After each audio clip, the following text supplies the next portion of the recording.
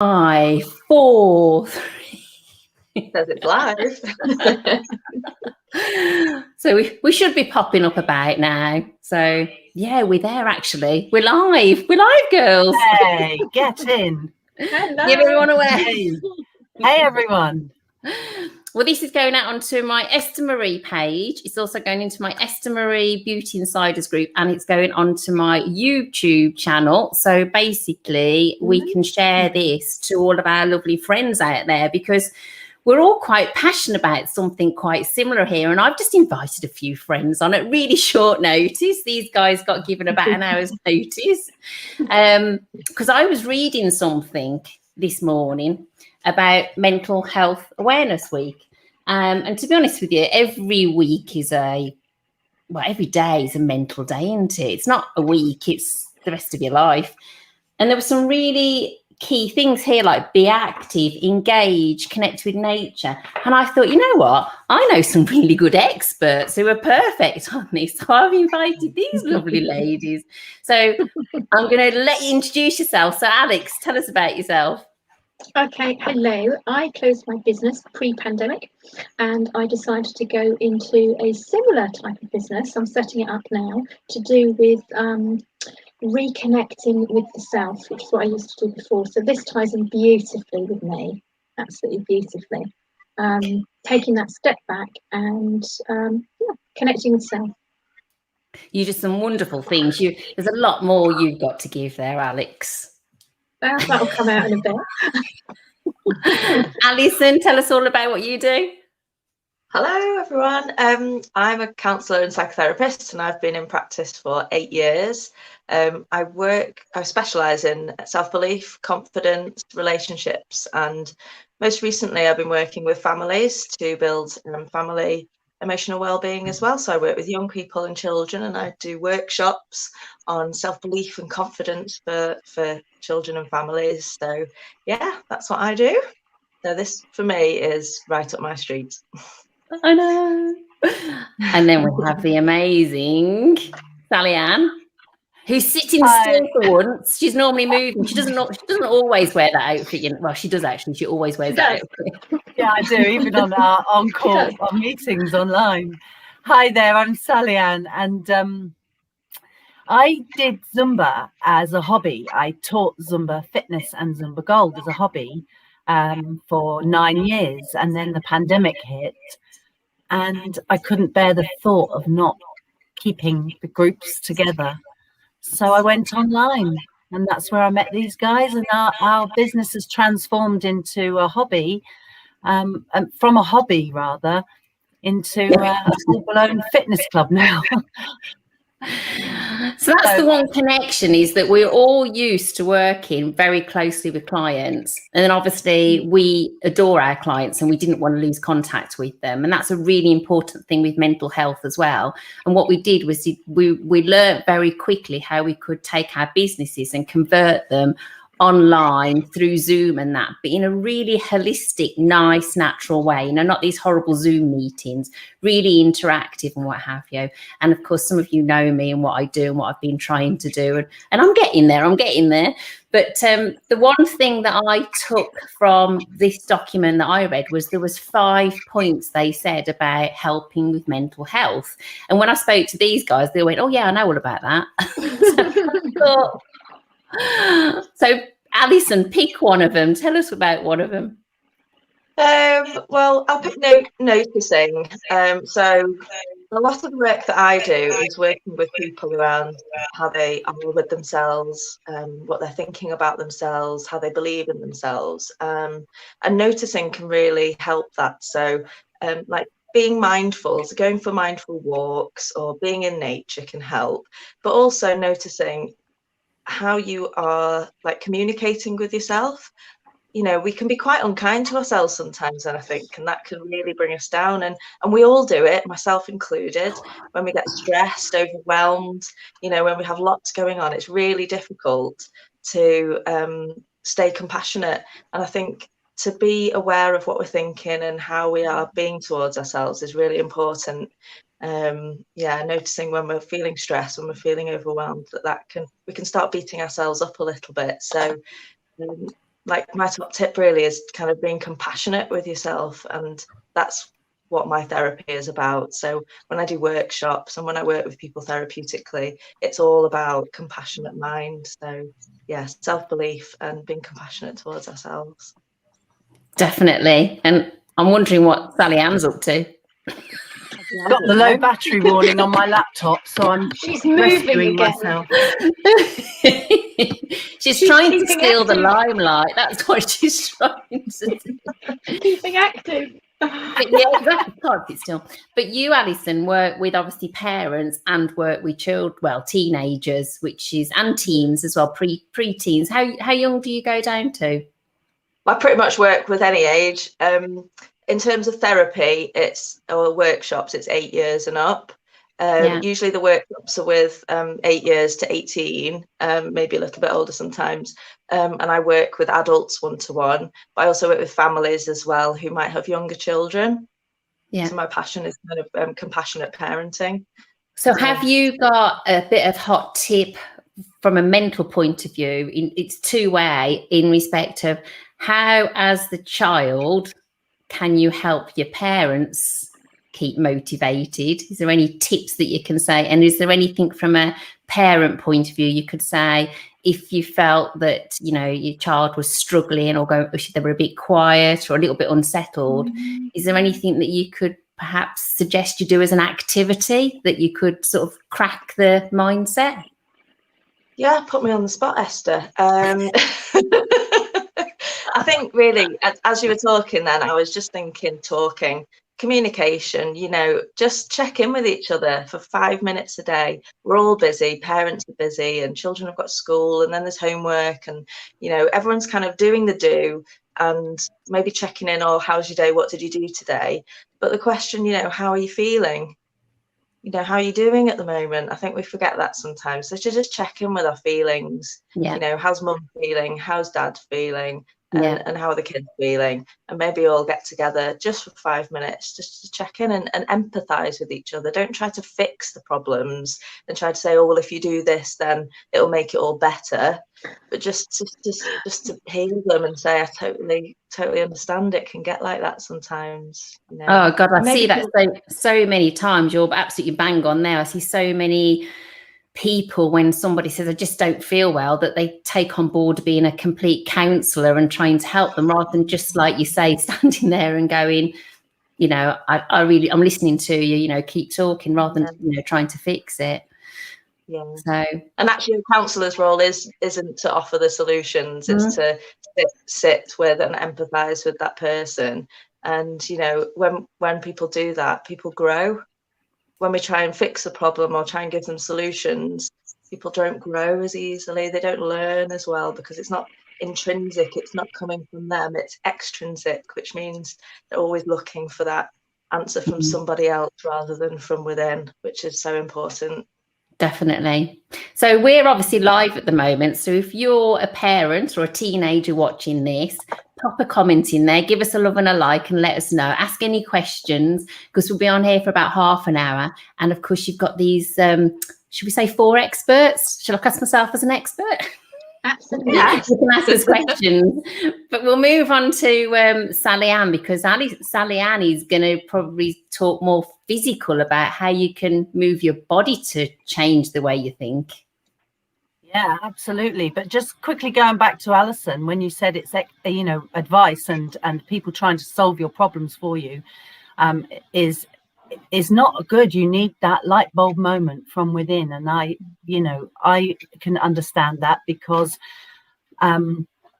you don't get motivation on a plate delivered to you, and then you start going out and doing your activities. And obviously we all know that when we're active, we feel fantastic. You know, there's nothing better than coming home at the end of the day and your body's tingling, you have a hot bath, your dinner, and you're on the sofa, and it's the best feeling in the world. But you can't get motivation on a plate. You have to dip your toes into the water, and you might try several activities. You know, you might try 7 or 10 or more activities before you find the bug that you need to keep you going. But for me and my classes, I know some of them have told me that, for example, in Zumba fitness, they've got 2 left feet and they've got no rhythm and no coordination, but they've been coming to me for years. And it's all about making their hour, their time out, which is what you were saying, Alison, time to consider you. It's making that hour the most fun they can have, and there's no strict rules with any of the classes that I do. Yeah. And the extra benefit that you've got is you're going to do all this, release all those, what they're called, endorphins. Endorphins, yeah. And then you're going to look slimmer after it. I mean, what's not to like about that? Right. Yeah, it's great. And of course, you come away sore after that very first time, and you can't bear the thought of going back because you're still sore 7 days later. But if you do go back, the soreness goes, and it will last for maybe 4 days. And if you go back a third time, it will last for maybe 2 days. And would you say people like almost get addicted to it and come to your classes every single day? Do you have people ever come to 2 classes a day? Yeah. Wow. Yeah, it's quite common. Literally, because the way they feel good and they. Well, we've learnt about the delayed onset muscle soreness, and we know that you've got to recover. So, for example, if you do an upper body strength class where you're lifting your arms and doing your bicep curls and what have you, and you get pain from that, you need to rest that for about 72 hours. Wow. So you need to do something else. If you want to stay active, you have to go walking or running or dancing, but you have to leave the weights alone.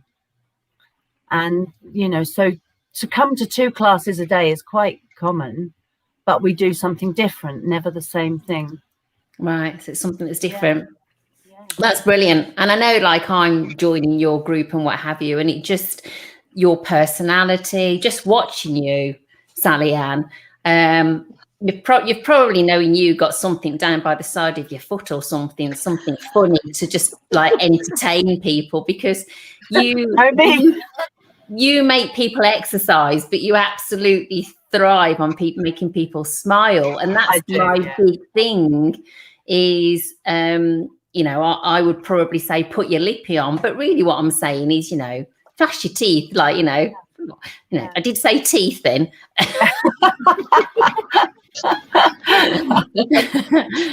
I'm telling them to shake their Tic Tacs, so flash your teeth is quite good. So our lovely friend Vanessa, who I've known for sort of 20 years, I absolutely adore Vanessa. She's the person that I would always go to put my shoulder on and talk to. She says, "Hi everyone, great advice. I love the advice that you can listen to people and you don't have to solve their problem.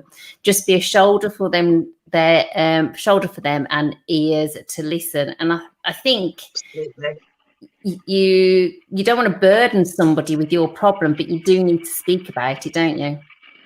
You're never a burden. People think they're a burden, and they're never a burden. People are always willing to listen. It's the people listening that need to remember that it's not their problem to solve, that actually they've got 2 ears for a reason. So double the listening and, less talking. And if you're going to talk, it's empathy and it's understanding. It's not trying to fix it. Well, I'm definitely good. If the person wants to come up with solutions, then makes a big difference.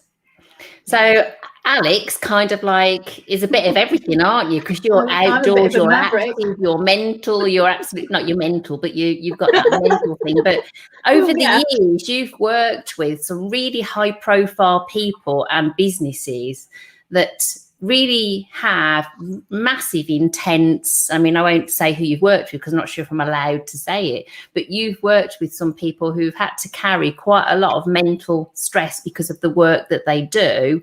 How do you crack that? How do you get them to not bring it home with them and put it away? Not overnight. I think what helped me, because I've had quite a varied background, as you know, I think what helped me in a strange way was having 2 breakdowns myself. So having gone through that, I had an understanding of mental health in a different level to people who either haven't been able to see they're coming up to it, because it can be horrendously embarrassing. It can tear your life apart. You can feel like a failure. And we can say that I worked with veterans, and we're not going any further than that, who struggled for some obvious reasons. And what we used to do was actually, talking was a big one, but also breathing and being outside in nature was key. And that's where I really started to understand it worked for me, because it really did work for me too. So I got more into it by understanding how their brains worked at this high level, and then at the same time the fear and everything else that comes in at the opposite end. We would find a way in the middle which was peaceful, and that way was being outside in nature, sitting down and actually taking time to take deep breaths. And it was what I was saying to you ladies earlier. When you start doing deep breathing, your mind is racing at 100 miles an hour. Mine definitely is. It's racing at 100 miles an hour. And when we think we've got the breath right, and so we're emptying out, we're still thinking. When we're not actively thinking about it, is when it's the right time, and we feel more centered and we're more calm. And I think that's a lot of it, is getting to a sense of calm with mental health. It's very difficult when you're in chaos, and it can be anything for so many different people.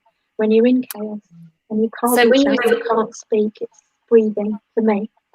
When you talk about veterans, which is what you've said, I'm guessing those people came to you after they'd finished work, but how important is it to go and be with a counsellor or work with somebody on your mental health while you're working, rather than leaving it to, how do you know when it's the right time to go and see someone? I don't think you always know. I think you know something's wrong and that you can't get through it yourself. And so that's when people generally start reaching out. I wasn't a counsellor, I was more life coach, which kind of taps in a way. Alison will know this, because we kind of tap into each other in what we do in a weird way, because a life coach becomes a counsellor and vice versa. But in different ways, because obviously I'm not qualified in counselling in any way, shape or form. But I think you get to a point when you just think, I can't get past this. I can't get past this point, and I need a bit of help. And so you've done the walking, you've done the being kind to yourself, you've talked to people, but you're still not getting anywhere. You need somebody to get you past that point. And I think it's the same with Alison and Sally, and you'll know too. When you, I think just as humans, there's a point. It's time to seek help, and it's very much a personal thing. You one counsellor might not work for one person, works brilliantly for another. I know when I work with veterans, they like very straight talking. Very straight talking. And that's why it's so important to choose your counsellor or your life coach or your exercise profession or whatever it is to fit the type of person that you are, which is why we do these things, really, so we can sort of showcase our personalities as well. It's really important that you pick the right one. The nice thing about when you work with a professional person is that you can talk about things and shut the door and kind of like walk away, can't you? Whereas I know there's obviously your family and your friends you can talk to, but those are the options that you can do. I want to talk about this other little subject that is one of the 5 pillars that they say for mental health, and that's about keep learning. Why is that so good for the brain? Well, it's growing your brain, isn't it? It's growing your perspective. You can change your perspective. Just learning things brings curiosity, distraction, it connects you with the world. Oh, there's so much there, isn't there? I always say to my daughter, she's just 4, I kind of encourage learning by just saying, I love learning. Mummy's still learning. I still love learning about life and about everything. and it's just about finding your interests, finding out what you're interested in and learning about it. And then for you, Sally Ann, I guess when you do your exercise routines, you do something different on each one, because I should imagine it's important that you keep learning something new. Yeah, we do things for a few weeks and then I make changes. And yeah, an open mind is the most fantastic thing. And learning, and like you said, Alison, we've got 2 ears, and 1 mouth. Eyes and ears open. It's fantastic. It's all the gossip you could ever wish to hear and see. It's fabulous, and you don't even have to ask for it. Are you saying gossiping is learning? Can be.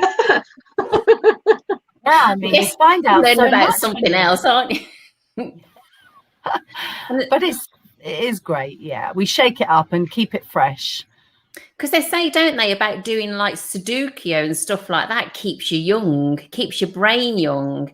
And they say if you keep your brain young, you keep your body young. Is that right? There's a new, well, not so new, but there's research out that it actually starts to stave off dementia and early onset by learning more, by continuing to keep the brain active and working, searching for different things. Yeah. So it's very cool. We've all gone through a bit of a massive learning curve, haven't we, the last year? Completely. We nearly fell off the edge, but we did it. So we've all learned about obviously how to take our businesses online, and we've had to learn like the technical side of it.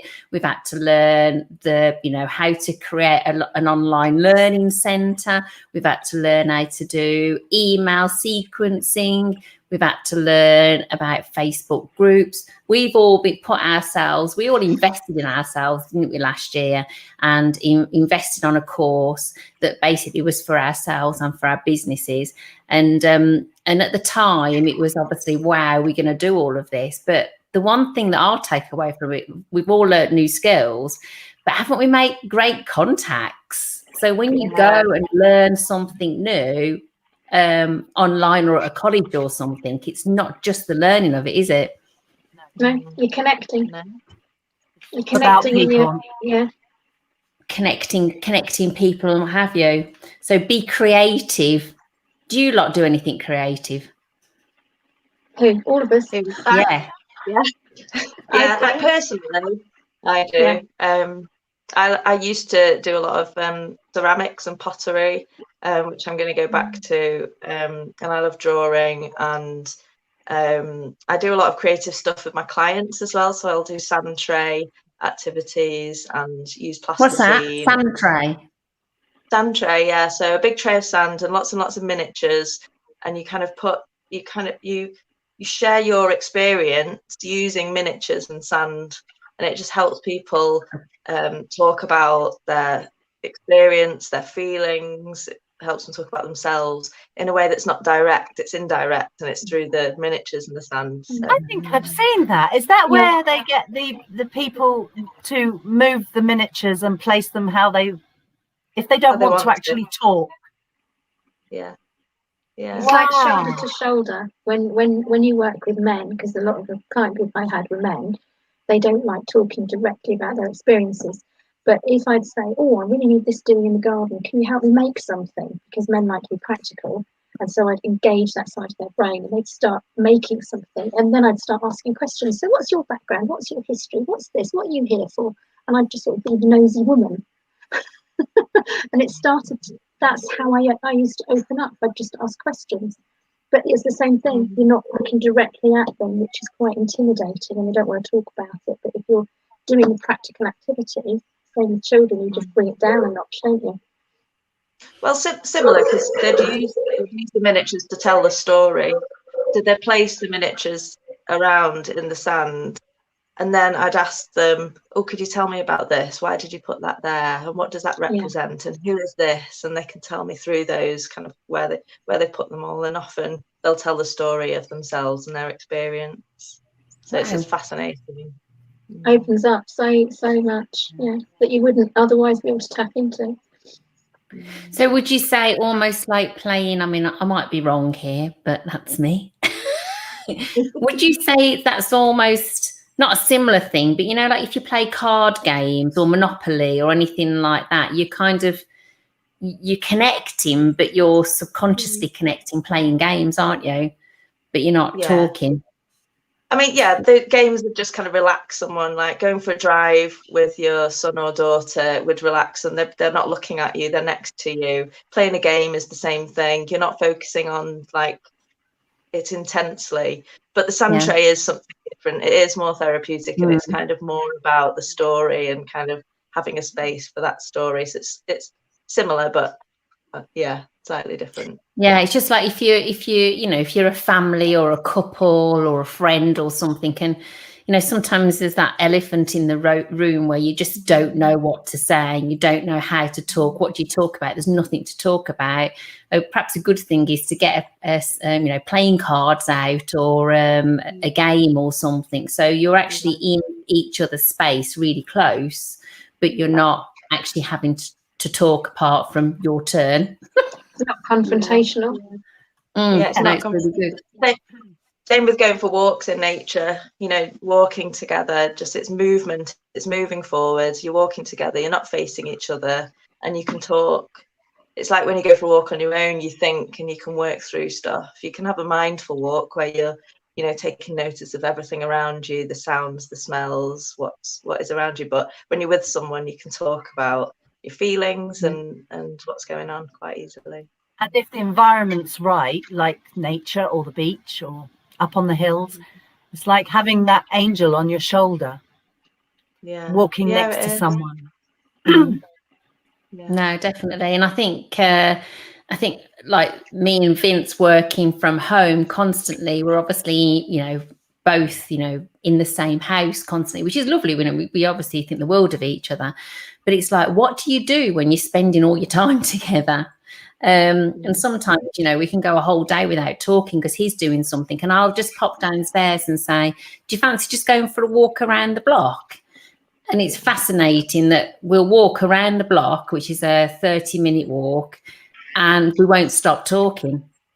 Yeah. And yet, if we stood around the kitchen table, if I made him a cup of tea or we sat at the kitchen table and looked at each other, we'd like go, what should we talk about now?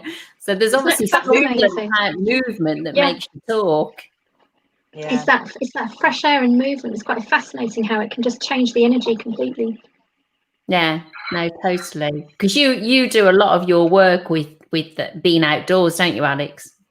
Yeah, that's my main thing. That's my big thing, is being outdoors. You can't keep me inside for too long unless I get really cold and then I'm inside. With a hot water bottle, my hands. I love the outside. That's my therapy is gardening and nature. That's my key things. I go out and get my head space cleared by tending to plants and veggies and you're doing your earthing as well. Very much so. Yeah.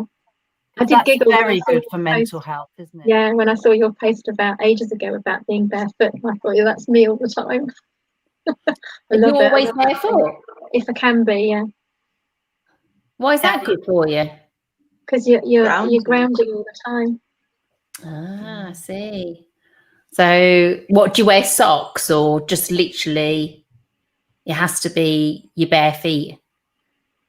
You should be barefoot. At the minute I've got socks on because my feet are cold, but normally I run out and haven't got anything on my feet. Okay.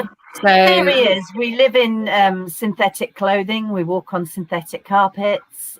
We spend our life, either in a car or in synthetic shoes, or we're not actually getting the benefits of the earth.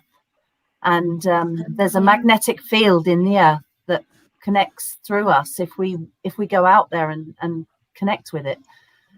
And have you ever tried it, Esther? Taking your shoes off and standing on the ground in the grass? It is immensely calming.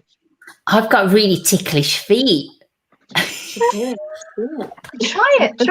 So unless it is like the softest of sand, like I'm that person that wears those plastic shoes to go into the sea with. Because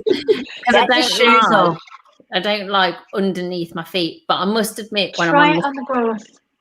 when I'm on the sand, yeah, I'll try. I will. I promise. I'll have to make sure there's no slugs or anything. Just try it on the grass. I am a little bit with feet. I am a little bit like. That's your funny point, feet. Yeah, I'm quite ticklish, and it has to be like. Have you ever stood on grass when you're abroad and it's like knives? Yes, So like grass, isn't it? It's American style. Yeah, like when you go, thick, isn't it? Yeah, it's like really hard grass. So yeah, but no, if it's really beautiful soft sand, I love it. My feet are kind of like wriggling around in it. I absolutely love it. Pit. Well, do you know what? I think there might be some truth in that. The cats will poo in it. Oh, no. They will. And you'll be wriggling around in it. Yeah, that'll be a day I don't check. Oh, it's really soft. Oh, God. Get a little turtle one that you can put the lid on top so the cats don't poo in it. Yeah, that's the one. That's the one. So I think we've covered all but one of the 5 pillars, unless you can think of one we've done it in a very loose way, I know. But the one that, which is probably the reason why we've jumped on here and done this today, is to give. And the sensation of giving, obviously from a receiving point of view, but also to give something to somebody is a wonderful feeling. I mean, you know what it's like when it's your birthday, or you've got somebody like a really lovely present, or even just go and pick some. My mum's lovely at doing this. Mum's got loads of flowers in the garden, and I think there's nothing nicer than this. She'll meet up with me and she'll pick some flowers out of the garden, her garden, the family garden, and she'll pick some flowers, and when she meets up with me, she gives me those flowers, and they mean so much because she's gone and physically picked them. So, you know, to give, it says here, showing goodwill and generosity of spirit, giving presents and giving up our time. So I suppose that's like a volunteering, isn't it? Which makes quite a bit. I mean, I know all of you have got Facebook groups, haven't you? And in those Facebook groups, you do like a lot of free stuff. What do you do free in yours, Alison? It's support for parents who have got children any age from 0 to 18, even older, actually. It's a group to promote self-belief and confidence. So it's really supportive of the parents, and so that they can support their children. But I offer tips and resources as well. There's lots of free resources in there, and there's some opportunities to join workshops as well, which are, low value, that you can, that people can access those. And I know, like during lockdown, your group has just gone ballistic, hasn't it? Because all of a sudden, how many are in there now? Nearly 900. 890. Wow. Yeah, it's a lovely community. Like, just asking questions and chatting and just talking about life in there. It's great. It's lovely. Yeah. So you've really touched, obviously, what you do, which is it called the Self-Belief Project? Yeah, that's right. Got it right. It says exactly what it is on the tin. And for you, you've basically there's been so much demand for it that you actually ended up creating a course, didn't you? An online course. So I'm running a course at the moment with teenagers. I'm halfway through it, or not even halfway through it, but it's going really well. And yeah, it's great to kind of boost self-confidence and belief in young people. Really, really needed at the moment after this year, because it's been tough on everyone. Totally. And then Sally Ann, you've got your group, which is called Very Fit. Very fit. For beginners. Well, very fit community. Yeah. So we talk mostly about wellness and anything that is a good win in our lives, and any wellness information I can dig out, I give them. Now, I'd strongly recommend everybody. Obviously, Alison's very much like, your parents and all that type of thing, but there's no reason why everyone shouldn't join your group. I'm in it. We're in it, because you need to join Sally Ann's group. We'll put the links in a bit, but you need to join Sally Ann's group, even if you don't want to do the exercising, because the comical things that she does in there will absolutely make you laugh. I mean, I find Sally Ann fascinating because she's doing this, but when I've then found out that she used to be an aircraft engineer, I was like absolutely gobsmacked. So we've all obviously got different things, but you obviously had a massive client base that obviously were doing your massive sessions. Then you've pulled them all online, which is just absolutely phenomenal, isn't it?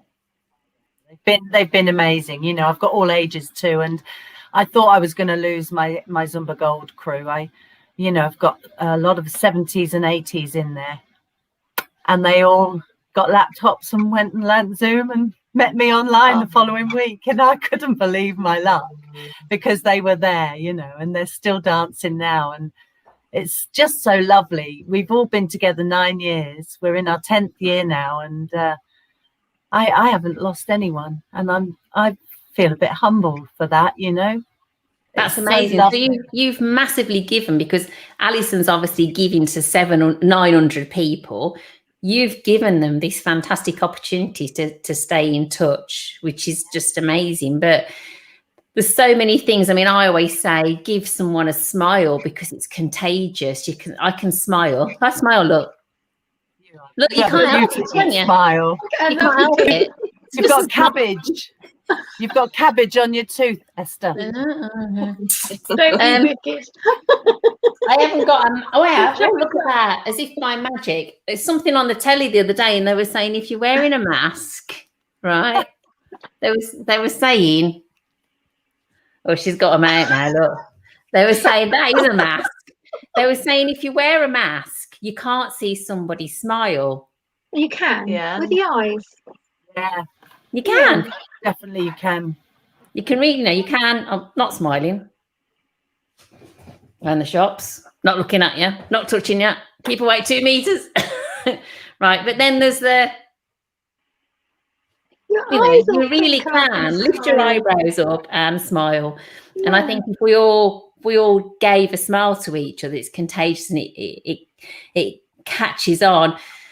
What would your advice be, Alex, for a give? Have you got for a give? Well, again, put me on the spot. Sorry. I think giving a kind word. Yeah. I think giving a kind word to someone. Yeah, or like we said earlier, just ask how are they without judgment. Yeah. Sometimes that's all somebody needs. Definitely.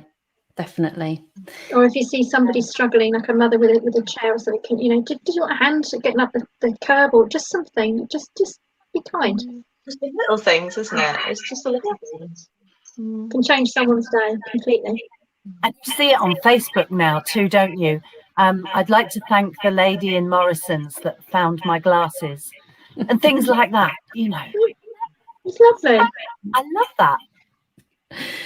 There's been a few people on here sort of commenting and saying things, but there is somebody in here, I don't know who they are, because StreamYard doesn't tell me certain people who are on here. They'll all pop up afterwards. It says, hi, everyone. On the train from St Pancras, might not be able to stay long. So... Hi on the train. Yeah, who's on the train? I hope you got there all right. I hope you're in a quiet one and you got your headphones in. Yeah. Anything else to add on being mentally strong? Just be kind to yourself and be kind to people. Always. Yeah. Look, you know, try and look at the funny side of life. Try and make it a comic strip. You know, things go wrong. Things go wrong every single day. Mm-hmm. And my class all went wrong today, and I did nearly every dance wrong, and everyone was laughing at me. And at the end, was it in time though? Did you do it wrong in time? I was in rhythm, but there were moments when I stopped moving and went, and they were cracked up. And we were outdoors in the car park of our local church, which is huge, and it was lovely. And they all laughed at me. And at the end, they just all said how much fun the class is and how just jolly it is. And so even though I messed up nearly every song, but I messed up nearly every song because this morning all went wrong for me. So life is like that. So you've just got to go, Say If la we'd vie. got the music on, Sally Ann, we'd be asking you to give us a move. Oh, that's funny. I'm right next to my music. She's always next to her music. Do you want a couple of minutes and you can give us a... I will. I'll give you a little. Well, little this taste is a of treat, everybody. So this is exactly what we do. We girls, there's about 10 of us, and we all, every Friday night, we have a Zoom call, and it starts at 7 and it ends about midnight. And there's normally, we've got other experts in there. We've got the lovely Suzanne, who's always talking about blood sugars, isn't she? Yeah, she's great. I lovely Sally Ann, who always gets us up doing mad dances. And then Sally Ann got us doing something the other day, which apparently we're going to be doing in Rebecca's, who's another girl. She's a anxiety coach, and she got us doing a thing. She's setting it all up. Now you can see the full outfit. Look, the full outfit's coming out now. Oh, you see my, yeah. Are you ready then? Ready, and we'll say goodbye to everybody, and we'll leave you with Here we go. And we'll put the links to all of our groups in there. So if you think we're all mad and you'd like to join us, you're very welcome. So play it away.